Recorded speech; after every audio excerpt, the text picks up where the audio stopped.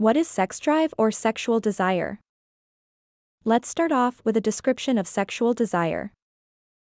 Spontaneous sexual desire, or what is commonly known as libido, is an individual's sex drive.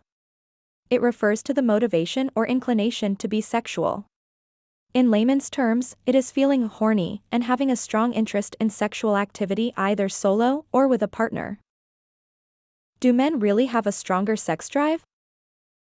It is usually assumed that men have a greater interest in sex than women. There is validity to this belief because sexual desire has a hormonal basis.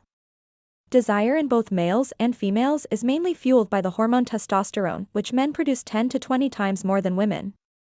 In her book Good Loving Great Sex, Rosie King describes the male sex drive as more urgent, less distractible, and more goal-directed.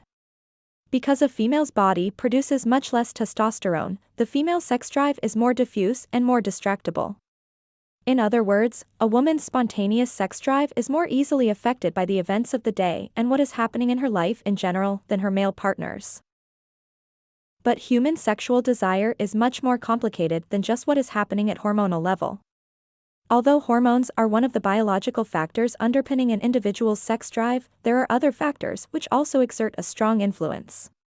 The difference between male and female sex drives lies not so much in the quantity of sex, but in the quality.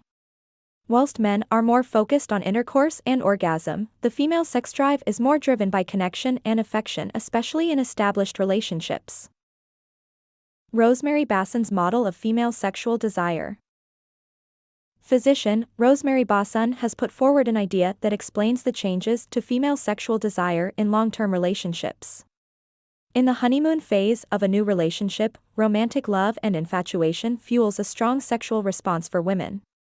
Over time, increased distractions and fatigue lead to a different kind of sexual response. According to Basson's model, women begin in sexual neutrality, but sensing her partner's desire and associated with that, an opportunity to receive the potential benefits from sex that are important to her and the relationship, such as emotional closeness, she may choose to move from sexual neutrality to seeking sensual contact and stimulation. She begins to experience arousal, and this brings her a sense of physical well-being with the added pleasure of spin-offs such as bonding, love and affection.